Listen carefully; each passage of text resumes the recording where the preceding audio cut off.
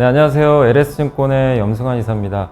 최근 저를 사칭하는 여러 유튜브 방송이나 카카오톡 채널들이 상당히 많은데요. 저는 이제 LS증권과 함께하고 있는 이 연불리와 함께 채널에서 공식적으로 방송을 좀 하고 있고, 저를 사칭하거나 돈을 달라고 한다거나 리딩을 원하거나 이런 것들은 다 사기일 가능성이 높기 때문에 여러분들이 각별히 주의를 하셨으면 좋겠습니다. 네, 안녕하십니까. LS증권 염승환 이사입니다. 오늘 2024년 12월 23일, 이제 12월도 다 끝나가는데요. 네, 시장 함께 읽기 이제 시작을 해보도록 하겠습니다. 자, 오늘은 이제 오랜만에 또 이제 급락장이 조금 마무리되고 이제 증시가 급등했는데, 무엇보다 환율과 이제 금리가 조금 이제 진정되고 있어요. 미국에서 특히 이제 환율 달러가 좀 약해졌고, 금리가 이제 미국의 개인 소비 지출 물가 지수가 좀 꺾이다 보니까 그게 호재로 좀 작용해서 오늘 좋았고, 특히 오늘 반도체가 호재가 좀 있었어요. 브로드컴이 삼성, SK 하이닉스에 HBM4 러브콜을 보냈다. 요 기사 한번 설명해 드릴게요. 그래서 그런 내용들이 있어서 오늘 반도체 소부장이 좀 뜨거웠고, 특히 뭐 이오테크닉스 같은 삼성향 기업들의 주가가 급등한 것도 그거에 좀 하나의 이제 그 이슈였다라고 보시면 되겠습니다. 그래서 그런 내용들 하고요. 오늘 그리고 뭐 조선업종도 호재가 나왔고, 또 OLED 있죠. OLED도 호재가 나왔어요. 다 중국 규제 이슈예요. 그 트럼프가 당선이 됐고 바이든의 어떤 정책들을 이어받아서 계속 중국을 규제할 가능성은 높지 않나 이렇게 생각하고 있습니다. 그래서 오늘은 이제 모처럼 좀 좋은 뉴스들 많이 나와서 증시가 좋았고요. 그런 내용들 한번 소개해 드릴게요. 그래서 오늘 이제 미국 증시 한번 좀 봐드리고, 그 다음에 미국 하원 이거예요. 그러니까 미국 하원에 중국 공산당 특별위원회가 있는데, 중국의 BOE, OLED 수입 금지를 촉구한다. 이게 원래 특허 침해로 중국 BOE를 삼성 디스플레이에 걸었거든요. 특허 침해 판정을 받았어요. 근데 수출하는 건 문제가 없어요. 그러니까 미국이 수입하는 것까지 막진 않겠다. 이렇게 일자 판정이 나와서 좀 아쉬웠죠. 근데 이제 미국 국회의원들이 이거 아니다, 저거 수입하면 안 된다. 그래서 다음 내년에 2차 판정이 있거든요. 그래서 아마 수입 금지당할 가능성이 높아졌습니다. 이건 굉장한 좀 호재라고 봐야 됩니다. 그리고 미국의 LNG 개발업체 벤처 글로벌인데, 여기 이제 파이낸셜 타임즈에 나왔던 기사를 제가 한번 요약을 해봤고, 이 회사가 이제 주식 그 IPO 상장 신청을 하는데 뭐 역대급 규모래요. 요게 요런 회사들이 상장하는 건 누구한테 좋을까요? 당연히 우리나라 조선사들, LNG 운반선 수주가 또 늘어날 수도 있거든요. 그런 걸 좀 기대해보고, 또 거기에 브로드컴이 삼성, SK 하이닉스에 HBM4 러브콜을 보냈고, 또 트럼프발 에너지 주도권 경제 3라운드 시작됐다. 이게 큰 틀에서 보면 어쨌든 에너지가 정말 중요합니다. 거기에 중심에 LNG예요. 그 조선 요것도 이슈가 됐는데, 요거는 이제 한투에 강경태 남치민 연구원님이 잘 적어주셨더라고요. 그래서 보고서 설명해드리면, 뭐 지난주에 한번 소개해드렸죠. 지난주 금요일날 미국이 중국 조선을 규제하는 법안을 발의했다. 그거에 대한 이제 한국의 수혜 강도를 좀 적어준 내용이니까 한번 들어보시고, 또 조선 관련된 일부 데이터, 요게 이제 아까 미국 OLED, 중국 BOE 소송 관련된 그 내용하고요. 트럼프 2.0 위안화 약세가 과연 답일까, 뭐 이런 내용하고, NH의 1월달 투자 전략하고요. 우리 이제 저희 LS증권 그 투자 전략 그 그래프들 몇 개 소개해드리고, 테슬라가 이제 완전 자율주행 공개를 했는데 그 내용 일부랑 현대백화점 그룹을 굉장히 좀 지금 괜찮다. 한번 들어보시면, 야, 압구정 본점의 가치가 그 정도나 되나, 아마 그런 생각 드실 거예요. 그 데이터 센터형 가스 발전, 이것도 마찬가지죠. 데이터 센터에 에너지가 필요한데 가스 발전, 아까 LNG랑 일맥상통하죠. SBS가 난리가 났죠. SBS가 지난주 금요일에 공시가 떴는데, 그 어떤 공시냐면 이제 넷플릭스에 이제 모든 콘텐츠를 다 제공하는 거예요. 굉장히 파괴력 있습니다. 그래서 이제 이틀 연속 주가가 좀 급등하는 모습이었습니다. 그리고 공시는 카카오, 하이닉스, SBS, 한솔케미칼 이런 내용들 소개를 해드리겠습니다. 일단 이제 미국 증시는 급등했어요. 1% 이상 다 올랐고, 근데 반가운 건 이거예요. 환율이 좀 꺾였고 달러도 꺾였어요. 달러도 꺾였고, 요거를 제가 이 숫자들을 왜 계속 보여드리냐면 요게 지금 어느 방향으로 가는지 조금 이제 감을 잡으시란 얘기예요. 그래서 지금 환율 되게 높죠, 달러도. 근데 어쨌든 지금 좀 꺾이고 있고요. 다만 미국의 금리는 안 꺾이고 있는데 요것도 이제 좀 진정될 기미는 좀 보여주고 있습니다. 그래서 지금 이제 우리나라에 오늘 이런 것들이 우호적으로 작용했고, 이제 미국의 물가가 안정화됐고요. 미국의 임시 예산 통과됐습니다. 이것도 호재고, 삼성전자가 미국 정부로부터 보조금 수령을 이제 확정받았어요. 이제 그래서 최근 부진했던 미국 증시가 올랐고요. 요게 이제 물가 지수인데, 요게 보시면 꺾였죠. 물가 지표가 최근에 올랐거든요. 그래서 헤드라인 물가가 상승했지만 10월하고 예상보다 낮았고, 근원 PC가 제일 중요합니다. 요게 0.1, 10월 0.3, 예상이 0.2 다 떨어졌죠. 일단 이제 요게 호재로 좀 작용을 한 거죠. 그리고 3개월 이제 연율, 그러니까 3개월 동안을 이제 1년치로 바꿔서 환산을 했더니 2.5 정도 돼서 10월보다 좀 낮아졌어요. 물가는 낮아지고 있어요. 근데 이제 이번에 연준이 내년에 물가 부담 때문에 금리를 2번만 낮출 것 같다, 이래서 증시가 급락했잖아요. 근데 지금 물가는 안정화되고 있습니다.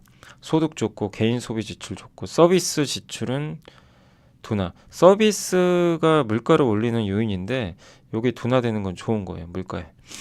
그래서 이번에 웰스파고가 연준의 소원을 들어준 물가다. 그래서 증시가 급등한 거죠. 그러니까 상품 판매는 늘고 서비스 지출은 둔화되고. 예. 근데 이거 하나만 가지고는 아직 판단하기 어렵다. 연준은 관세와 이민 정책이 앞으로 어떻게 전개될지 모르잖아요. 이거 보고 판단할 거다. 예. 그러니까 뭐 전 물가가 안정화됐다고 다시 뭐 금리 인하를 내보내고 그러진 않는다. 그러니까 좀 지켜보자는 거고. 저도 이 내용엔 동의해요. 예. 그러니까 트럼프의 정책 때문에 지금 관세나 이런 걸 보고 판단하겠다는 거예요. 이게 어떻게 될지는 누구도 모르니까. 근데 또 한 가지 호재가 시카고 연방은행의 오스틴 골스비 총재가, 진짜 이 사람이 이제 매파 중에 매파고, 그 다음에 이제 누구죠? 그 연준 이사 한 분 있죠. 아, 저 이름이 갑자기 기억 안 나. 여성분인데 그분이 연준 이사 중에 이제 그분이 제일 매파죠. 예, 항상. 예, 제일 매파. 이분은 이제 가장 비둘기파인데 뭐 기쁘다. 이 물가 보니까 괜찮은 것 같다. 금리 크게 하락할 것 같다. 정책금리 여전히 중립금리와 멀다. 계속 내려야 된다. 근데 이게 평소에는 그냥 안 먹히는데 증시가 오르려고 그랬는데 이분이 발언하고 나서 증시가 급등했다고 하더라고요. 예. 그래서 아무튼 좀 좋게 작용했고, 예. 그래서 그 이제 월스트리트 나우의 그 김현석 특파원이 계시죠, 한국경제. 예, 거기 이제 내용 찾아보니까 이분이 딱 발언하고 미국 증시가 급등했다고 합니다. 그러니까 영향을 좀 준 것 같고요. 또 미국 하원의 부채 한도 제외한 요게 주말에 처리가 됐어요, 실제. 셧다운 위기였거든요. 이거 처리 안 되면 3월 14일까지 어쨌든 이제 어떻게 보면 예산을 이제 집행 못 하는 거죠. 그럼 정부 이제 정책이 마비돼요. 근데 일단 셧다운은 넘겼습니다. 부채 한도를 폐지하자, 트럼프가 그랬거든요. 야, 부채 한도 막지 말고 그냥 계속 발행할 수 있게 하자. 요거를 원했는데 그렇게는 안 됐고, 공화당이 38명이 반대를 했어요. 그러니까 트럼프의 반기를 든 거예요. 이것만 보면 트럼프의 이기도 무조건 자기 혼자 하긴 쉽지 않아요. 그러니까 저런 걸 보면서 느낀 게, 아, 인플레이션 감축법 그러니까 폐지하고 싶어 하잖아요. 그거 쉽지 않을 것 같습니다. 공화당에서 인플레이션 그 감축법 계속 해야 된다는 사람이 꽤 있어요. 근데 그 사람들이 반대하면 폐지할 수가 없어요. 그래서 이런 예산안도 반대표가 많이 나왔기 때문에 트럼프한테 반하는 거죠. 그래서 쉽게 트럼프 독단적으로 하기는 좀 쉽지 않습니다. 요즘에 이제 그래도 부채 한도는 늘렸어요. 부채 한도를 늘리면 국채 발행은 가능합니다. 그 연방정부가 폐쇄됐다고 해도 예전에 증시가 그렇게 크게 빠진 적은 없고요. 가장 폐쇄 기간이 길었던 게 5주 동안 2018년에 있었대요. 근데 S&P 500 지수는 오히려 올라버렸어요. 두 자릿수나. 네, 그렇지만 어쨌든 좋은 건 아니죠, 폐쇄되는 거. 그래서 이번 리스크는 해소됐다, 단기적으로는. 엔비디아 같은 이제 반도체 기업들 주가 올랐고요. 테슬라는 뭐 이유 없이 그냥 하락했습니다. 빅테크는 대부분 올랐지만 메타랑 마이크로소프트 빠졌고 전기차주들이 좀 오랜만에 크게 올랐고요. 양자 컴퓨팅 관련주, 우주항공주도 요즘에 좀 올랐는데, 근데 여러분들 좀 각별히 조심하실 게 아이온큐가 이제 대표적인 양자 컴퓨터인데 아이온큐 3분의 1이 한국이래요. 한국 사람들이 산 거래요. 엄청 쏠린 거예요 지금. 한국 투자자들이 갖고 있는 아이온큐 가치가 시총의 3분의 1입니다. 얼마나 쏠린 거예요. 그러니까 조심하셔야 됩니다. 양자 컴퓨팅 물론 대단한 거죠. 근데 저거 상용화까지 시간 엄청 오래 걸리고요. 상용화 한다는 보장도 없고요. 예, 쉬운 게 아니에요, 결코. 근데 지금 뭐 구글이 한다 막 이러면서 올라가는데 그럴 때일수록 조심해야죠. 예. 그래서 뭐 양자 컴퓨팅 분명 세상을 바꿀 기술이지만 지금 주가 수준에선 좀 조심은 해야 된다. 많은 왜냐면 이 말씀 드리는 게 한국 투자분들이 너무 많이 샀대요. 예. 그러니까 경계를 좀 해야 됩니다. 주가도 많이 올라서. 미국의 하원 중국 공산당 특별히 아까 말씀드린 대로 삼성 디스플레이가 2년 전에 특허 소송을 걸었어요. 어떤 특허냐면 미국에서 이제 수리받는 아이폰 있죠. 아이폰이나 갤럭시 화면 있죠. 요거 수리할 때 중국의 BOE 디스플레이 거기다 껴는 거예요. 그러니까 삼성 디스플레이 갤럭시를 쓰다가 고장 났죠. 그래서 보통 수리하거든요. 그럼 패널을 바꾸죠. 아니면 리퍼비시 뭐냐면 이렇게 이제 깨끗하게 만들어요. 이게 중고 제품을 받아다가 이제 개조라거나 뭐 개조란 표현 좀 그런데 그거를 이제 수리를 해요. 새 제품처럼 쓸 수 있게. 그래서 그거를 이제 다시 재판매하는 거. 그걸 리퍼비시라고 하거든요. 우리 한국에도 있죠. 그 유명한 사이트 하나 있는데 그런 이제 중고 제품을 모아다가 리퍼비시에서 판매하는 사이트들이 있거든요. 근데 그럴 때 이제 디스플레이 액정 같은 게 만약에 깨지거나 그러면 그거를 교체할 거 아니에요, 액정을. 그럼 그때 중국 BOE 걸 막 쓰나 봐요. 예. 근데 이제 삼성이 그것 때문에 특허 소송을 건 거예요. 야, 왜 우리 이거 BOE가 특허 우리 거 침해했다. 예. 그래서 2년 전에 했고 11월에 결론이 났는데 특허 침해 맞는데 수입은 허용해도 된다. 예. 그러니까 이게 좀 황당한 거죠. 특허 침해인데 미국에 큰 문제가 없대요. 그래서 좀 황당한 판결이 나왔습니다. 11월에. 근데 어쨌든 이거 하지 말라고 이제 미국 국회의원이 지금 주장을 하고 있어요. 그러니까 이거는 요 ITC도 쉽게 뭐 넘어가기는 어려울 것 같고 내년에 다시 2차 판결 뒤집어질 가능성이 있고요. 이따가 그 SK증권 보고서 보고 좀 더 자세히 말씀드리겠습니다. 근데 어쨌든 국방부의 리스트와 좀 다르게 이거는 일반적으로 사용되는 전자기기에 들어가는 거죠. 애플한테도 영향을 줘요. 그래서 굉장히 큰 파장이 예상됩니다. 우리한테는 좋은 거죠. LNG 개발업체 벤처글로벌인데 이게 트럼프 당선인이 지금 LNG 수출 많이 하려고 막 하고 있죠. 그래서 상장 신청을 이제 할 거라고 합니다. 10년 만에 최대 규모고 JP모건은 1,000억 달러 추정하고 있대요. 우리나라 돈으로 100조 넘는 거 아니에요? 1,000억 달러면? 제가 이 영화나 더 쓴 건지 모르겠는데 아무튼 어마어마하다고 합니다. 근데 첫 번째 터미널 지금 가동하고 있고 두 번째도 올해 12월부터 생산이 시작되고요. 일부 국가의 LNG 생산량보다 더 많은 1억 톤 수출 용량 확대하는 거래요. 이거 어마어마하게 큰 규모고 세 번째 프로젝트는 지금 중단됐어요. 바이든이 하지 말라 그랬어요. 수출 보류. 근데 트럼프가 이제 다시 이거 풀어주겠죠. 그래서 미국 걸프만 연안에 5개 LNG 터미널을 건설하고 운영할 계획이라고 합니다. 그래서 이거는 누구한테 좋을까요? 우리나라 LNG 운반선에 좋죠. 예. 브로드컴이 삼성, SK 하이닉스에 HBM4 러브콜을 보냈다. 이런 내용인데 요새 참 이게 생성형 AI가 잘 그려주죠. 제가 이제 구글도 있거든요. 구글의 제미나인가요? 네, 아무튼 이제 구글도 이런 이제 챗 GPT랑 경쟁하면서 막 이런 서비스 내놓는데 거기 들어가서 제가 브로드컴과 엔비디아 브로드컴이 엔비디아 견제하는 장면을 만화처럼 너가 좀 그려봐라. 그랬더니 이렇게 그려주더라고요. 잘. 그래서 굉장히 저는 좀 도움을 많이 받고 있고요. 예. 어쨌든 엔비디아 대항마로 떠오른 미국 주문형 반도체 제조사 브로드컴이 SK 하이닉스와 삼성전자에 요 브로드컴의 칩에도 HBM이 들어가요. 네, HBM4는 내년 하반기 나오거든요. 본격 양산은 내후년입니다. 사실. 근데 어쨌든 요거 공급해 달라는 러브콜을 보냈다고 합니다. 뭐 빈말은 아니겠죠. 근데 이게 브로드컴도 꽤 중요한 게 뭐냐면 고객사가 짱짱해요. 애플 있고요. 오픈 AI, 챗GPT 있고 거기에 구글 있죠. 아마존 있어요. 중국의 바이트댄스, 틱톡. 예, 요 회사들이 다 고객사예요. 그러니까 꽤 지금 고객풀이 넓은 편이죠. 근데 여기에 만약에 삼성과 하이닉스가 공급을 하면 뭐 너무 좋은 거죠. 예.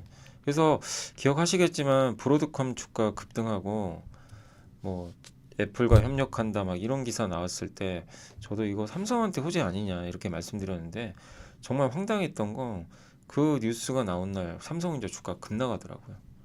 그래서 저도 이게 너무 황당한 거예요. 분명히 호재인데 이거. 삼성은 왜냐 엔비디아 공급이 잘 안 되니까 브로드컴이 저렇게 잘해주면 그 틈새로 파고들 수가 있거든요. 누가 봐도 호재인데 주가가 급나게 버리더라고요. 그러니까 이게 아무리 우리가 그런 걸 알고 있어도요. 그게 그런 호재가 나와도 막상 그날은 또 반영이 안 되고 오히려 빠지는 경우도 생기고 그래서 주식 투자가 되게 어려운 것 같아요. 근데 그 내용이 어쨌든 잘못된 내용은 아니니까 결국 나중에 올라가더라고요. 그래서 이런 내용이 이제 또 한 번 나왔고 이제 삼성과 하이닉스한테 어쨌든 호재 아닌가 이렇게 보여집니다. 그러니까 엔비디아만 바라볼 필요가 없는 거죠. 물론 엔비디아가 절대적이지만 그리고 하이닉스가 이제 HBM4 공급 요청을 받고 개발 준비에 들어갔는데 어쨌든 브로드컴의 영향력도 커지니까 브로드컴 것도 해야 되거든요. 그러면 엔비디아에만 주기가 좀 어렵죠. 그럼 그 틈새를 또 삼성이 파고들 수도 있고. 근데 어쨌든 하이닉스는 엔비디아가 주력이에요. 그럼 브로드컴을 다 해줄 수가 없어요. 불가능합니다. 그 삼성이 브로드컴은 많은 걸 차지할 가능성이 높아요. 그러니까 이거는 서로한테 저는 좋지 않을까 이렇게 생각합니다. 그래서 주문형 반도체 ASIC인데 요거 비중이 20에서 30% 이를 걸로 전망을 하고 있고 맞춤형 HBM 시장도 더 커질 것 같다. 그래서 삼성전자한테는 좀 이 하이닉스와 격차를 줄일 수 있지 않을까 이렇게 보고 있는 것 같습니다. 그 다음에 에너지 주도권 경쟁 3라운드 시작됐다. 이것도 기사가 되게 좋더라고요. 한번 이제 소개해드리면 그 트럼프 지금 당선인이 그 그러니까 유럽 연합을 향해서 뭐라고 했냐면 실제 자기 트위터죠. 이게 자기의 그 SNS에 미국산 석유가스를 대규모 수입하라고 협박을 했어요. 너네 그 우리 거 안 사면 대규모 관세 부과할 거다. 이렇게 실제 썼어요, 보니. 써서 올렸습니다. 압박을 한 거예요. 네. 그래서 에너지 패권, 러시아 이란을 상대로 한 에너지 제재 강행을 통해 에너지 패권을 확보한다는 트럼프 이게 에너지 정책이 실체를 드러내고 있다. 우리나라도 이렇게 되면 무조건 수입해야 될 거예요. 네. 관세를 면하기 위해서라도. 네. 이거는 무조건 해야 되는 이슈고요. 어쨌든 우리나라 이런 일들이 자꾸 벌어지면 누가 좋아해요? 역시 조선사. 왜? 배로 운송해야 될 거 아니에요. 유럽 같은 경우는 러시아에서 받았지만 이거 미국에서 지금 배로 받고 있죠. 더 많아지겠죠. 그리고 요 내용도 한번 고민해 보세요. 1970년대 초에 사우디가 원유 수출 대금을 달러로 결제하면서 사우디가 이제 컸죠. 오펙의 영향이 엄청 커졌죠. 대신에 달러로만 결제하겠다. 그게 1라운드입니다. 근데 갑자기 요즘에 사우디가 위안화로 결제하겠다. 이제 미국을 건들기 시작하죠. 미국 입장에서는 불편하죠.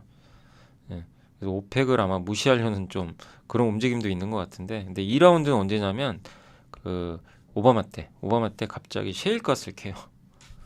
그때 그래서 유가가 40달러까지 폭락을 합니다. 그때 29달러까지 갔어요. 갑자기 미국이 이제 에너지 자립하겠다고.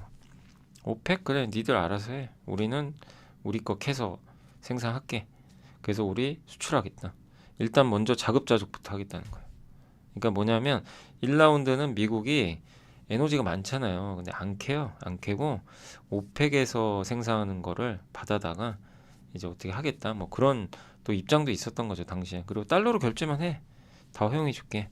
2라운드는 야 이제 중동에서 좀 발을 빼려는 움직임이 나오면서 셰일가스를 캐가지고 셰일 오일하고요.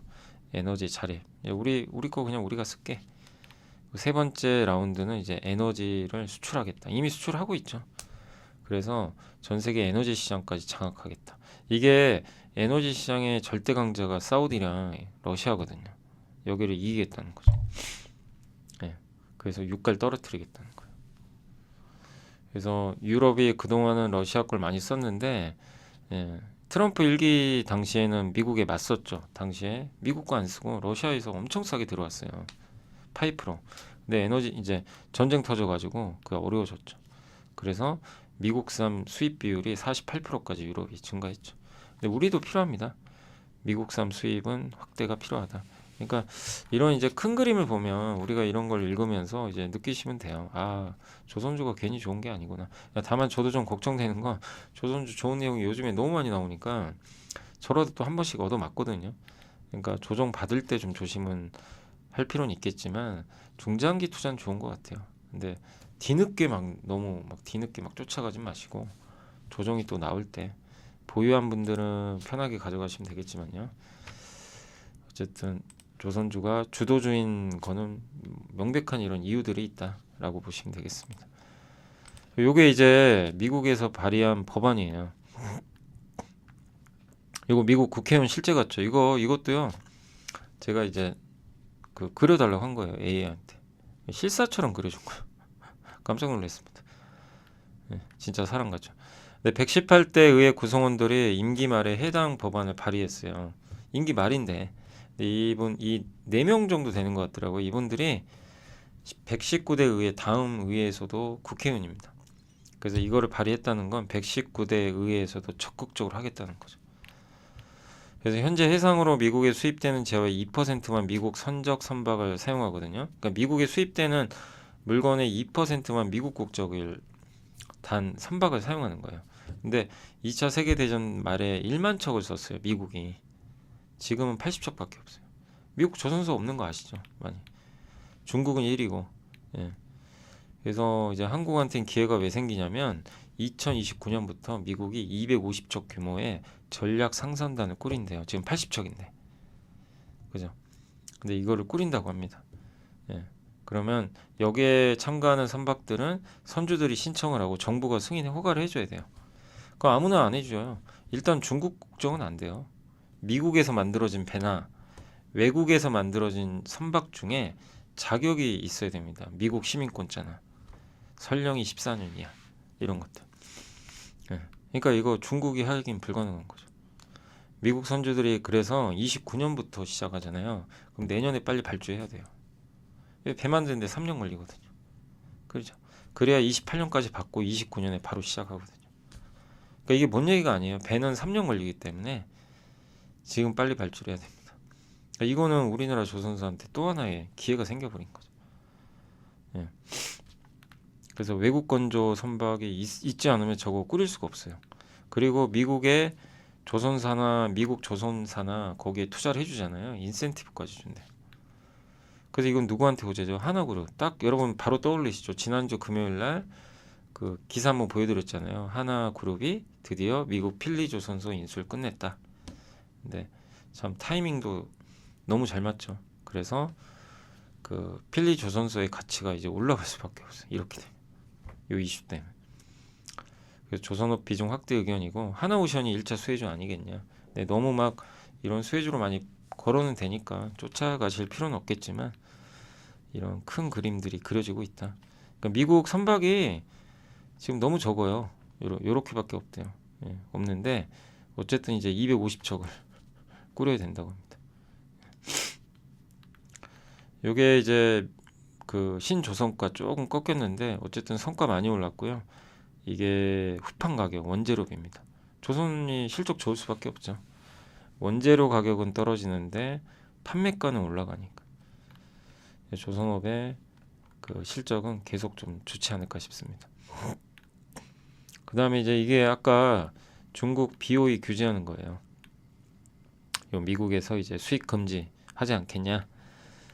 그래서 이게 어디에 포함되는 거냐면 갤럭시 아이폰용 리퍼비시 OLED 패널로 BOE가 주로 공급하고요. 2024년 11월 15일 1차 결정 발표했고 특허 침해 인정했지만 예, 처분을 미국 내 산업에 영향 없다고 그냥 수입해 뭐 이렇게 내려버린 거예요. 황당하죠. 2차 결정 남아 있고요. 예. 근데 이제 미국 하원에 중국 이제 공산당 선정위의 존 이제 모레나르 위원이 USITC에 이제 이거 수입 금지해라. 지금 뭐 하는 거냐 막 이렇게 이제 서한을 발송을 한 거예요.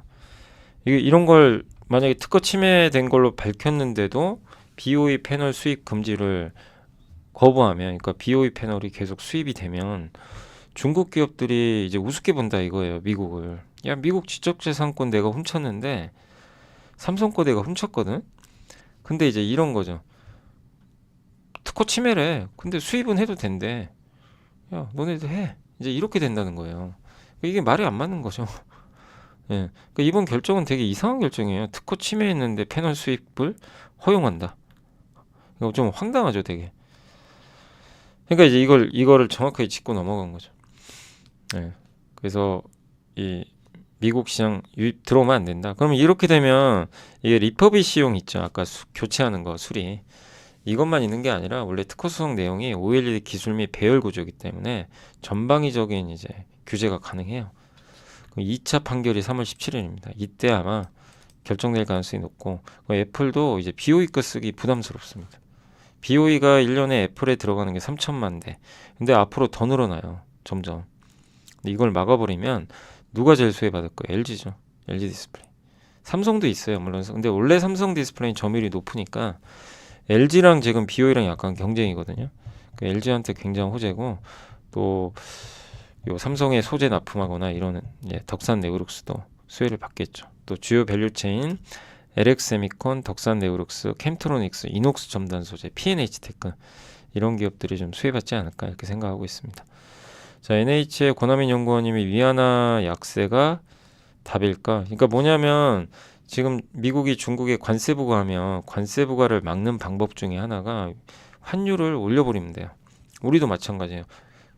그 현대차가 지금 관세를 부과하면 피해를 보잖아요. 그럼 환율 딱 올라가잖아요. 그거 만회할 수가 있어요. 환율이 오르면 미국에 판매하는 자동차 값을 내릴 수가 있어요. 싸게 팔아도 돼요. 예. 근데 그런 전략을 옛날에 2018년도에 중국이 썼죠. 미국이 무역 전쟁할 때 위안화를 실제 떨어뜨려 버렸어요. 위안화 가치를. 근데 지금은 그렇게 하기 어렵다. 이미 중국이 세계 국채 지수에 편입돼서 비중으로 2위거든요. 근데 이런 상황에서 위안화를 너무 가치를 떨어뜨리면 돈이 빠져나가겠죠. 예. 그러니까 금융시장이 좀 문제가 생길 수 있고, 지금 내수가 너무 안 좋아요. 내수 살리는 방법은 그 나라 통화가치 올려야 돼요. 우리나라 지금 가뜩이나 내수 안 좋은데 환율까지 오르니 지금 난리죠. 내수 더 안 좋아져요. 수입 물가 올라가니까. 수출은 좋죠. 수출하는 기업은 뭐 당연히 좋죠. 환율 오르는데 뭐가 싫겠어요. 어쨌든 받는 돈이 다른데. 물론 뭐 환율이 무조건 오르는 게 좋은 건 아니지만 어쨌든 표면적으로는 수출 기업이 유리한 건 맞아요. 근데 내수 기업은 이제 죽는 거죠. 너무 힘들어요. 특히 이제 원재료를 해외에서 수입하는 기업들은 정말 지금 최악으로 가는 겁니다. 근데 중국도 이제 그럴 가능성이 있기 때문에 지금 내수를 살려야 된다는 거죠. 그러니까 내수가 부담돼요. 이렇게 되면. 예. 그래서 경기 부양을 지금 해야 되는 상황에서 내수 부양하기로 했는데, 내수 부양한다고 했는데 위안화 약세로 간다? 그건 말이 안 되는 거죠. 그래서 그동안 중국이 얼마나 싸게 팔았습니까? 밀어내기 수출하고 보조금 받으면서. 예, 우리나라도 그러니까 너무 힘들어지고 중국과 다른 나라에서 막 경쟁을 하니까. 그래서 이제 내수 부양에 초점을 맞추고 있고, 이러면 저가 수출을 안 할 거예요. 그러면 중국이 그동안 디플레 수출했거든요. 싸게 낮춰서 수출하니까 많은 제조업체들이 피해를 많이 봤어요. 뭐 폭스바겐도 마찬가지고. 내년에는 그걸 좀 바꿀 가능성이 높습니다. 그래서 이번에는 적당한 환율 안정, 미국과 협상하지 않겠냐. 그래서 지금 강달러에 대한 우려가 심화되고 있지만 이미 매파적인 통화 정책은 이미 시장에 반영됐고, 긴 호흡에서 이머징 통화 관련한 우려 역시도 최악의 국면. 저는 여기에 동의를 합니다. 그러니까 지금 막 우리나라 환율도 1,500원 넘어간다, 뭐 이제 금융위기 온다, 뭐 외환위기다, 뭐 별 얘기 다 나와요. 예, 뭐 신흥국 이제 망가진다. 예, 온갖 지금 위기들이 막 이렇게 넘쳐나는데, 근데 중국이 핵심이거든요. 근데 중국이 내년에 내수 부양해요. 그런 상황에서 위안화를 마냥 떨어뜨리기가 어렵습니다. 그리고 중국의 내수 부양을 하기 시작하면 이거 우리한테도 호재예요. 저가 경쟁 안 하게 되는 거니까, 줄이는 거니까. 그럼 안정화 될 겁니다. 또 우리나라 어찌됐건 정치 리스크는 언젠가 안정화 될 거고, 1,400원 밑으로는 떨어질 거예요, 나중에. 그래서 이게 너무 우려감만 있는 상황이지만 이미 좀 최악은 지나지 않았을까 저도 그렇게 봅니다. 그 다음에 제일 중요한 게 환율입니다. 그래서 환율이 떨어져야 됩니다. 그래야 추세 상승이 나와요. 우리나라도 지금 마냥 안심할 수는 없어요. GDP 대비 외채 비율이 좀 높긴 한데 다만 단기 외채가 얼마 안 돼요. 그래서 외환위기 가능성 사실은 없습니다. 예. 그리고 몇 가지 조건. 트럼프 달러 강세 구두개. 예. 트럼프가 지금 달러 강세를 원하는 사람이 아니에요. 그래서 구두 개입해요. 야, 달러 너무 강한데 좀 약하게 하자. 이러면 이제 원화 약세 진정될 수도 있고, 양적 긴축 하고 있죠.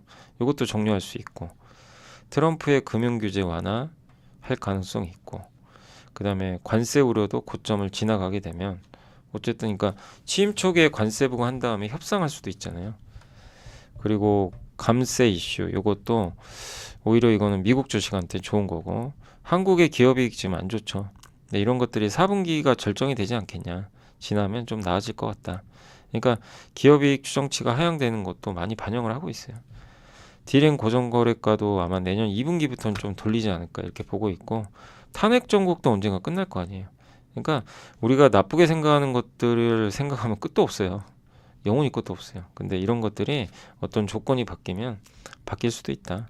그렇게 보시면 되겠습니다. 그래서 여기 NH에서는 일단 2250까지도 열어는 놨지만 그건 뭐 최악인 경우고, 오르면 2850 정도까지는 보고 있습니다. 이건 하반기 꼭 그랬으면 좋겠고, 그러니까 결론적으로 전략은 뭐냐면 지금 이렇게 안 좋을 때 모아 가자는 겁니다. 저도 여기엔 굉장히 동일하고요. 지금은 계속 여기서 모으면서 내년을 좀 준비할 단계 아닌가. 그리고 내년에 너무 좋을 때 또 위에서 약간 줄이는 거죠. 한국은 이게 어쩔 수 없는 게 참 장기 투자 힘들죠. 근데 그걸 좀 바꿔줬으면 저도 좋겠는데, 어쨌든 지금은 가장 좋은 건 현재로서는 좀 이게 안 좋을 때, 위기다 싶을 때 모아가는 전략이 필요할 것 같습니다. 그리고 원달러와 외긴 수급 지금 추경 아마 할 가능성이 높잖아요. 아마 1월에 할 것 같은데, 추경을 하면 돈이 풀리는 거니까. 우리나라 지금 수출도 꺾여요. 그죠? 그럼 이거 일단 내수라도 살려야 되거든요. 그럼 추경을 좀 할 필요 있고, 외국인 지분율 역사적 저점까지는 2% 포인트 38조를 더 팔 수도 있대요. 근데 연기금은 앞으로 지분 더 늘려야 되거든요. 국내 주식 연기금이 살 수 있는 거는 39조. 상세할 수 있어요. 연기금이 받아만 주면. 근데 이건 너무 극단적이고요. 옛날에 22년도 여기까지. 지금 외국인 지분율 여기거든요. 그러면 26년 1월 말이 그때 저점이 30.4입니다. 예. 그걸로 계산해 보면 한 1% 정도 더 팔 수는 있는 거죠. 근데 뭐 외국인이 여기까지 팔지 여기서 들어 올릴지는 뭐 누가 알겠어요. 지켜봐야 되겠죠. 어쨌든 분명한 건 외국인이 팔 만큼 많이 팔았어요. 그러니까 좀 속도 조절을 할 것 같습니다. 자, 테슬라 FSD 뭐 여러분도 많이 아시겠지만 요즘에 주차까지 해주죠. 그러니까 정말 대단하죠. 예. 놀라울 정도의 지금 주차 실력 한번 보여드릴까요? 아마 뭐 여러분도 이 영상 아마 보신 분들도 계실 거예요. 한번 보여드리면, 네. 여기 이제 주차까지 하는 거, 그러니까 출발부터 주차까지 다 하는 거예요. 예. 요게 요번에 이제 업데이트 된 거거든요. 실제 주차 완벽하죠. 네. 뒤로 딱. 그래서 이 두 사람이 되게 너무 놀라가지고 이거 이것도 한번 보여드렸던 것 같기도 한데, 그래서 이제 어머나 이제 이런 거죠. 예, 놀래가지고. 예, 이게 무슨 일이람? 예. 그러니까 출발부터요 주차까지 그냥 자율주행으로 가는 거예요. 이런 경우는 없었어요. 보통 출발은 자기가 해야 되거든요. 여기서 왼쪽으로 가서 이제 딱 멈추고 뒤로 빼죠. 예, 알아서 해주는 거죠. 미국에서. 그러니까 위에 적어드렸죠. Your kids will probably never have to learn to drive. 그러니까 당신의 아이들은 이제 더 이상 운전을 배울 필요가 없다. 예, 그거를 이제 일론 머스크가 이제 얘기를 한 거죠. 예. 그러니까 이런 뭐 시대가 실제 열리고 있는 것 같습니다. 그러니까 그거예요. 그거를 이제 요 보고서 있는데 그냥 저거 보여주는 게 제일 편하죠. 예, 저걸 그대로 영상으로 보여드리는 게 아마 여러분이 더 이해하기 쉬우실 거예요. 그래서 아무튼 26년에 출시할 로보택시 출시 위해서는 로보택시용 저게 필요하다. 그래서 지금 계속 업데이트하고 있다. 이렇게 보시면 되겠고, 자, 현대백화점 그룹 너무 외면하기엔 너무 매력적이다. 현대백화점 정말 10대, 20대, 30대까지 이게 보통의 백화점이 아니잖아요. 여기 중간에 지금 이제 크리스마스 때문에 저기 막 행사 같은 거 하거든요. 아무튼 가운데 공원이 있고 정말 놀랍죠. 예. 압구정 현대백화점 본점과 여기는 너무 달라요. 연령층도 완전히 다르고. 그래서 PBR이 0.3배 언저리인데 ROE가 너무 낮으니까 뭐 이거를 올려야 돼요. 그래서 이거는 회사 측에서 주주환원을 좀 더 적극적으로 더 해주셨으면 좋겠고, 일단 최선호주는 현대백화점이고요. 예, 백화점 15개, 아울렛 8개, 면세점 3개. 국내 백화점 매출 기준 상위 10위권 내에 4개 점포 운영 중이고, 근데 여기서 그냥 단순하게 압구정만 생각해보자 이거죠. 압구정 본점에 그 상가들의 평균 매매가 500억이고요. 현대백화점 압구정 본점 부지가 이들 매물의 평균 25배 규모라고 합니다. 그러면 최소 1.3조 원에 달하거든요. 그 현대백화점 시총은 1.1조밖에 안 돼. 그러니까 압구정 본점 가치보다 시총이 낮아요. 네, 물론 뭐 부채나 이런 것도 감안해야 되겠지만 사실상 이게 말이 안 되는 얘기죠. 뭐 그러니까 현대백화점 지금 경영진이 뭘 잘못하고 계신 거예요. 이러면 안 돼요. 시총 1.1조 원에 놓게 만들면 안 되죠. 이건 경영진 책임입니다. 저렇게 할인받고 있는데 뭐라도 액션을 하셔야 돼요. 주주환원을 하시든. 예. 그러니까 주주분들이 지금 힘들잖아요. 그죠? 현대백화점. 이렇게 이 압구정 가치만 해도 요 정도 될 텐데. 그죠? 예. 그러니까 뭐라고 쓰셨냐면 주식이 아니라 회사 전체가 탐난대요. 그냥 이 회사 전체 다 사버리면 압구정 본점 가치도 이미 뽑는 거죠. 예. 근데 이런 회사가 우리나라에 널렸다고 예, 한다. 많은 사람들이. 근데 이렇게 싸면서 실적 안정적이고 그룹 지배구조 리스크가 매우 그러니까 뭐 노력하는 건 좋습니다. 예, 실제로 하고 있고. 근데 이제 요거를 주가, 기업 가치를 올릴 수 있게 현대백화점 그룹이 좀 더 적극적으로 한다면 더 좋지 않을까 이렇게 생각은 하고 있습니다. 근데 ROE가 올라야 돼요. 이걸 올릴 수 있는 방법을 계속 좀 고민을 하셔야 되겠고, 매출을 늘리거나 주주환원 많이 해야 됩니다. 예, 지금보다 더 많이. 자, 데이터 센터형 가스 발전 수요 증가 가능성. 이 데이터 센터가 24시간 가동되는데 여기에 전력이 얼마나 많이 들겠어요. 그죠? 여러분 상상해 보세요. 이게 꺼지면 안 돼요. 그냥 우리가 상상할 수 없는 전력이 여기 들어갑니다. 미국 빅테크가 이렇게 투자 많이 하고요. AI 데이터 센터. 전력 수요 전망치. 28년까지 미국 전력 수요 증가분에 분해해 보니까 43%가 데이터 센터입니다. 엄청나죠. 트럼프가 아까 요겁니다. 아까 제가 보여드렸던 아까 그 보고서에 나왔던 예, 수입 확대 요구안 트럼프 당선인. 예, 유럽에 내가 요구했다. 예, 우리 에너지 수입해라. 안 사? 그러면 관세가 뒤따를 것이다. 뭐 이런 얘기를 한 거죠. 지 버노바 CEO도 천연가스가 데이터 센터형 발전원으로 더욱 적합하다. 이런 얘기를 했고, 관련 ETF는 두 개가 가장 대표적이에요. 저도 이제 공부를 해봤는데 이 두 개가 가장 대표적입니다. 이 LNG나 전력 쪽에. 전력기기는 그리드예요. 이게 티커 이름이고요. 우리나라 치면 이제 종목 그 코드죠. 그래서 여기에 이제 상위 10개 기업이 들어가 있습니다. 여기에 보면 테슬라도 들어가 있어요. 그래서 그리드 US 예, 구성 종목이고, 여기는 이제 MLPX라고 하는데 요게 이제 천연가스 운송하고 하는 그런 업체들이에요.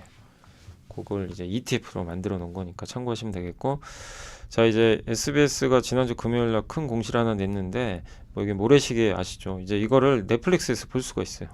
넷플릭스에서 시총 1조 원의 향기가 난대요. 그러니까 앞으로 6년 동안 넷플릭스에 신작과 구작을 다 이제 공급을 해요. 그냥 그러니까 SBS의 컨텐츠를 다 볼 수 있는 거예요. 근데 금액은 비공개인데 27년도에 1,000억 정도 벌 것 같다 이렇게 썼습니다. 그래서 뭐 신작 콘텐츠 해외 공급은 기존 디즈니와 맺은 드라마 공급 계약 수준이어도 충분히 뭐 긍정적이다. 근데 여기에 드라마뿐만 아니라 예능과 공연까지 들어가니까 연간 1,000억 혹은 그 이상의 투자가 예상되고 20% 돌려받는다고 가정하면 연 200억 정도 이익 증가. 요걸 통해서 콘텐츠 투자 계약으로 영업이익은 연간 400억에서 500억 정도 증가할 것 같다. 그래서 넷플릭스도 예전에 이런 계약을 했고, 아니 그 스튜디오 드래곤도 했었거든요. 그래서 일부 스튜디오 드래곤에 비해 좀 할인을 해도 예, 스튜디오 드래곤 넷플릭스 한국 콘텐츠 제작사 PR이 20배니까 요거 33% 정도 할인 한 수준까지 확장되지 않겠냐. 그러면 최대 1.5 그리고 1조 원까지도 아마 가능하지 않겠냐. 그래서 이렇게 좀 긍정적으로 적어주셨고 목표 주가 4만 원으로 일단 올렸습니다. 지금 시총이 4,500억 정도 되니까 네, 이걸 바로 간다는 얘기는 아니에요. 근데 어쨌든 이제 앞으로 SBS가 이런 것들을 공급하면서 돈을 벌겠죠. 넷플릭스.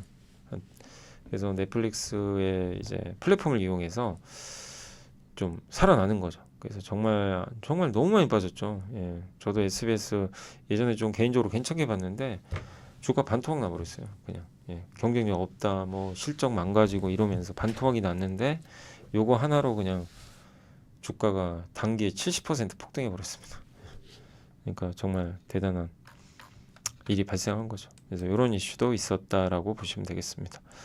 그리고 전자공시는 카카오가 주주환원 정책, 물론 금액은 많지 않아요. 많지 않지만 그래도 이거 하는 것 자체가 중요합니다. 카카오가 주주환원 정책 한다고 합니다. 일단 긍정적이고 하이닉스가 이제 보조금 확정이 됐습니다. 그래서 미국 인디애나주에 패키징 공장 건설하고요. SBS 아까 요 내용이에요. 넷플릭스, SBS 신작 드라마, 예능, 구작 라이브로 이게 뭐냐면 아까 모래시계 같은 거 옛날에 반영한 그런 거 이제 공급을 하는 거죠. 6년 동안. 그래서 계약 시작일부터 신규 방영 콘텐츠를 일부 국내에 공급을 하고요. 그 다음에 신작 예능 교양 요것도 계약 시작. 그러니까 1월 1일부터요. 내년 1월 1일 여러분이 딱 넷플릭스 딱 트시면 갑자기 SBS 예전 드라마부터 지금 하고 있는 예능이 다 나올 겁니다. 예. 이렇게 되면 이제 웨이브가 좀 안 좋아지겠죠. 웨이브에 좀 제공하고 있으니까. 예. 그리고 이제 한솔케미칼은 노르웨이 국책은행이 2,100조 운영하는 회사인데 여기가 지분을 추가로 1.01%또 추가 취득했어요. 그래서 지분율이 좀 올라갔으니까 반도체주 소재인데 뭐 너무 많이 빠졌죠. 그래서 일단 노르웨이 국책은행에서 좀 매수한 거는 긍정적이지 않나라고 말씀을 드리겠습니다. 자, 이제 장이 끝났고요. 37포인트 오늘 급등해서 오늘 지수 2442, 2400이 또 깨질 뻔 했는데 아무튼 이제 조금 회복이 됐고요. 오늘 코스피 정말 힘듭니다. 정말 언제쯤 제대로 갈까요? 좀 답답한데요. 2442 기록을 해줬고 그 다음에 코스닥은 679 좀 가까스로 조금 살아난 그런 상황이고 오늘 다행히 외국인들이 정말 미친 듯이 팔았잖아요. 예, 드디어 멈췄고 아마 연기금은 계속 살 겁니다. 지금 사도 더 사야 돼요. 주식 비중 늘려야 됩니다. 그 규정 때문에 주식 비중 목표가 있으니까 꾸준히 좀 계속 샀으면 좋겠고 오늘 900억이면 많이 산 건 아니죠. 근데 오늘은 이제 금융 투자가 좀 많이 들어왔습니다. 그래서 오늘은 오랜만에 수급도 좀 숨통이 튀었다라고 보시면 되겠습니다. 섹터는 오늘 조선주가 뭐 왜 올라간지는 아시죠? 네. 한국조선해양도 이제 미국 수혜 받는 거 아니냐 막 이런 얘기다. 각별히 이제는 조금 뒤늦게 쫓아가지 마세요. 네. 그리고 HBM 관련주가 오늘 불을 뿜어버렸습니다. 오늘 뭐 PSK 홀딩스, 레이저셀, 뭐 DI, 뭐 테크잉, 이오테크닉스 할 것 없이 다들 좀 불을 뿜었고 셰일가스 관련주 마찬가지고요. 미국 LNG 다 수혜주들이죠. S&T 에너지 우리 예전에 뭐 공부해봤죠. 한국카본도 우주항공주도 오늘 하나시스템이 또 오랜만에 13%나 주가가 급등을 했습니다. 태웅도 오랜만에 좀 반등해줬고요. 반도체 장비. TFE는 지난주에 그 신규 시설 투자 공시 있었잖아요. 이제 그거 있었고 주로 삼성 쪽에 테스트 소켓 납품하는 기업이니까 오늘 10% 가까이 좀 급등했습니다. 요즘에 뭐 ISC도 분위기 좋고 일단 반도체 좀 계속 살아났으면 좋겠네요. LNG 좋았고 리비안 관련주 좋았고요. 바이오 시밀러는 3,000당 제약이 오늘 뭐 호재 있어서 상한가에 간 것 같습니다. 그리고 종합상사도 오늘 포스코 인터가 오랜만에 좋았고 건설주도 오늘 요즘에 DLNC 조금씩 또 살아나고 있고 로봇 관련주, 유리기판, 네, 은행주도 좋았고 그러니까 많은 기업들이 좀 고르게 2차전지도 좋았네요. 일부 근데 오늘 뭐 고려안이 좀 올라와서 좀 약간 네, 변동성은 좀 일부 있었던 것 같습니다. 그리고 네 마이크 자꾸 내려가네요. 네, 그리고 영상 콘텐츠 뭐 SBS 여기 나와 있죠. 상한가. 네, 완전히 직행을 해버렸습니다. 인터넷주는 오늘 근데 네이버 왜 빠졌는지 저도 잘 모르겠어요. 아무리 찾아봐도 오늘 왜 기관이 왜 팔아버렸죠? 이유를 모르겠습니다. 저도. 근데 요새 팔아요. 외국인이 사서 좀 올라왔는데 왜 11만 줄 때리는지 저도 이유는 모르겠습니다. 전혀. 네. 오늘 기관의 대량 매도로 좀 빠져버렸고 뚜렷한 이유는 저도 알 수가 없습니다. 이유라도 알면 좋은데 뭐 내용이 없어요. 전혀. 혹시 알게 되면 또 제가 내일 한번 말씀을 드리도록 하겠습니다. 그리고 마지막으로 시가총액 상위만 좀 한번 보면 오늘 뭐 삼성전자부터 다 좋았고 특히 뭐 조선주가 각별히 좋았고요. 예. 뭐 크게 빠진 건 없어요. 하나 방산, 조선 이쪽이 오늘 좋았습니다. 다만 자동차가 조금 약했고 기아가 현대차는 좀 좋았습니다. 코스닥은 오늘 3천당 제약이나 반도체 소부장이 오늘 완전히 주도를 했고요. 거래대금 쪽에서도 오늘 요새 이마트 그 신세계 그 이마트의 정영진 회장 뭐 트럼프 만나고 왔다고 하니까 조심하셔야 돼요. 테마로 지금 가고 있어요. 각별히 좀 조심하시기 바랍니다. 뭐 신세계푸드도 이렇게 올라가는 거 이용해서 비중을 줄여 나가셔야 될 것 같아요. 그럼 GS 리테일은 이제 그거죠. 이제 분할 앞두고 있죠. 상장 네이버가 오늘 좀 올랐고요. 분할 오늘 상장했어요. 예, 맞아요. 오늘 GS 리테일이 분할 이제 상장을 했습니다.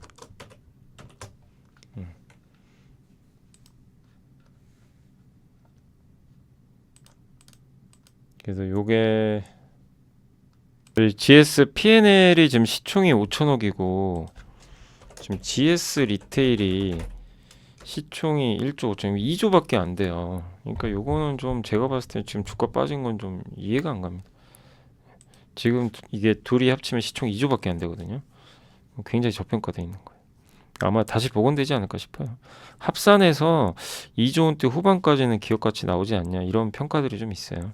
그러니까 복원될 텐데 근데 오늘 분할하고 첫날 좀 너무 근데 오히려 개인 투자분들이 많이 파셨네요. 예. 또 뭐 같이 팔 이유는 저는 없다고 생각합니다. 지금 둘 다 계산해 보면 주가는 뭐 싸다 이렇게 보여지고요.